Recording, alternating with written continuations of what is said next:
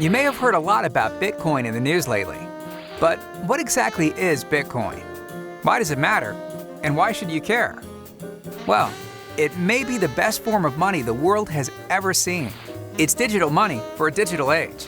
And it's the scarcest, most divisible, most transportable, most verifiable, and most recognizable form of money in history.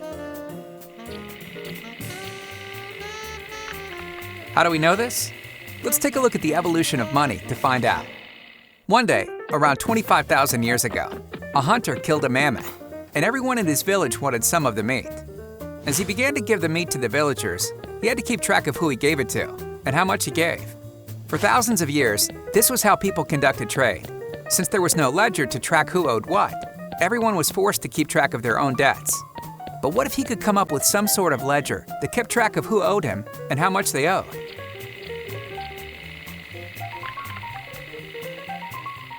From now on, if you want meat, you have to give me stones as a way to keep track of your debt. This was the birth of currency, and it arose not from barter, but as a way to keep track of debt. This new technology was so successful that before long, everybody began using the ledger system because it greatly improved upon keeping track of debts. But eventually, different villages that used different ledgers wanted to engage in trade. Unfortunately, there was one problem preventing this. They needed a universal ledger, something that could serve as a universal form of money so people could interact with others outside their own community. But they couldn't just use anything. To establish a system that would work on a large scale, they had to pick something that was universally scarce, divisible, transportable, durable, recognizable, and fungible.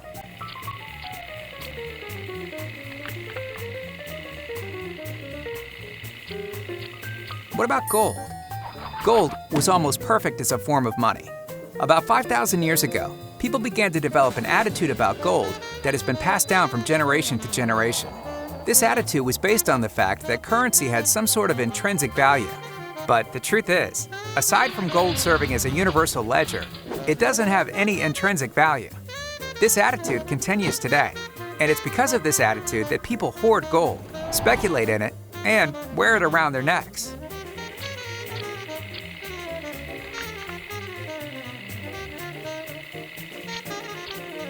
Gold served us well as a currency, but throughout history, people have been constantly seeking to utilize new technology to improve the economic system.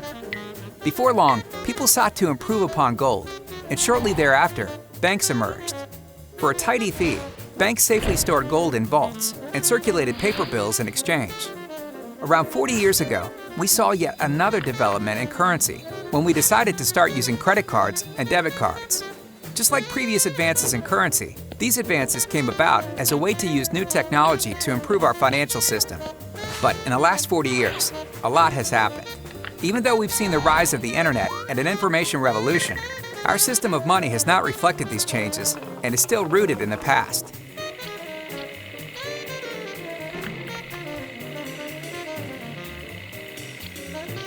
Enter Bitcoin, the first form of truly digital money. Bitcoin was designed for the era of information and solves many of the disadvantages of physical and electronic money. Bitcoin is the first scarce digital resource to ever exist. By design, there will never be more than 21 million Bitcoins. Bitcoin is divisible. One Bitcoin is made of 1 million bits. Bitcoin is frictionless. You can send Bitcoin by email, text message, or even paper, for free and in real time. Bitcoin is verifiable. It uses advanced cryptography and cannot be faked. Bitcoin is global. Like the internet, Bitcoin is decentralized. It's not controlled by anyone or any country. Bitcoin is open source. It does not have a single owner, but we all own it. There's a pervasive myth that money exists because the government creates and supports it. But as we've seen over the course of history, money exists because it serves a basic social need. For over 25,000 years, we've utilized the latest advances in technology to improve upon our system. And even though Bitcoin, credit cards, and paper bills are very different from the stones used as currency 25,000 years ago, today's money serves the same purpose as it has for thousands of years. It's a ledger that's used as a store of value, as a medium of exchange, and as a unit of account. Bitcoin may be the most important social experiment currently in existence. Over the next couple of decades, We may witness a phenomenal transformation where we abandon the gold standard after 5,000 years and replace it with Bitcoin. If this occurs, it could be the biggest transfer of wealth in the history of civilization and the biggest advancement in the democratization and access of money.